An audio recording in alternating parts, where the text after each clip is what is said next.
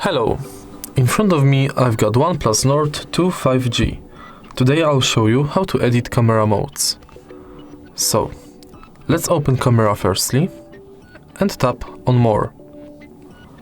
Then tap this button and rearrange mode icons. Let's tap on icon, hold it and drag it to bottom bar. Then tap Done. And now we've got them in main screen of camera. If you want to remove them, again tap on More and tap this button. Once again tap and hold and drag them up.